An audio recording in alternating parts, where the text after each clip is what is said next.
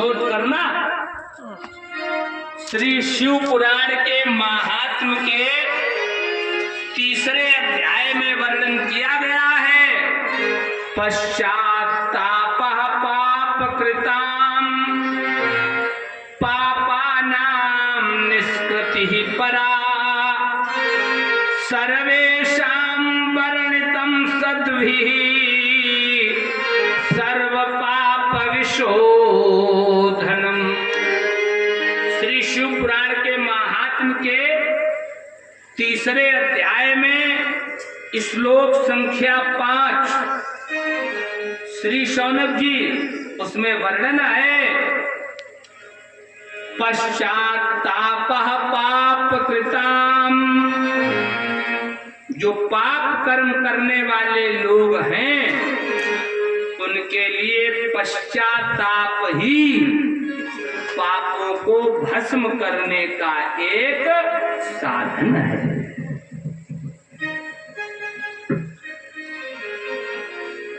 देवी, तुम्हारे मन में जो पश्चाताप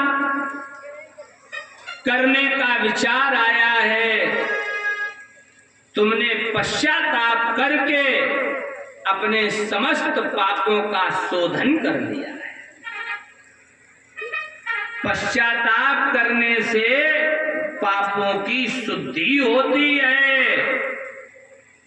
लेकिन पश्चातापे नैव शुद्धि प्रायश्चित्तं करोति सः यथोपदिष्टं सद्भिर्हि सर्वपाप विशोधनम्। पश्चाताप करके जो भी पुरुष विधि पूर्वक प्रायश्चित करता है वो निश्चय ही निर्भय हो जाता है, पर अपने कुकर्म के लिए जो पश्चाताप नहीं करता उसे प्रायः उत्तम गति की प्राप्ति नहीं होती।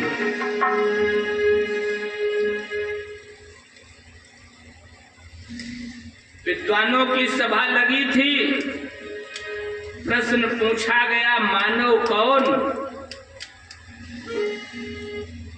हाँ, उत्तर मिला, जो गलती कर सुधर जाए उसे इंसान कहते हैं। गलती दुनिया में सबसे होती है, दूध का धुला कोई नहीं है। जो गलती कर सुधर जाए उसे इंसान कहते हैं, जो गलती पर करे गलती उसे हैवान कहते हैं, और जो कभी ना करे गलती उसे भगवान कहते हैं।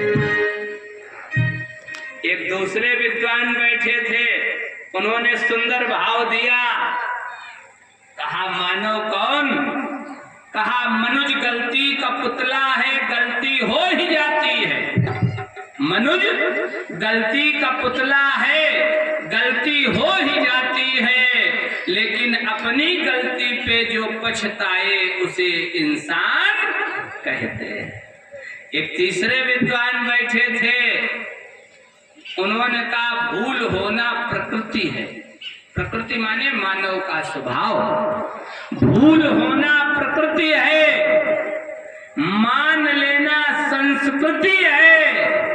यही इंडियन सिविलाइजेशन है, जो अपनी गलती को मान ले। भूल होना प्रकृति है, मान लेना संस्कृति है, और सुधार कर लेना प्रगति है। उपस्थित सज्जनों, सम्माननीय माताओं, जो अपने जीवन में अपनी भूल को मानकर सुधार कर लेता है, उत्तरोत्तर स्टेप बाय स्टेप धीरे धीरे वो प्रगति के मार्ग पर सदैव आगे बढ़ता चला जाता है। एक अगले विद्वान बैठे थे, उन्होंने लिख दिया, जो अपने माता पिता गुरुजनों की बात को माने वह मानव, और जो माता पिता गुरुजनों की बात न माने बस वही दानव। हमें लगता है इसीलिए बाबा तुलसी ने भी लिख दिया, कैलाश पर्वत के श्रम्य वातावरण में भूतनाथ भूतेश्वर भगवान शंकर आदि शक्ति पराम्बा भगवती माता पार्वती को कथा सुना करके कहने लगे, देवी मान ही मातु पिता न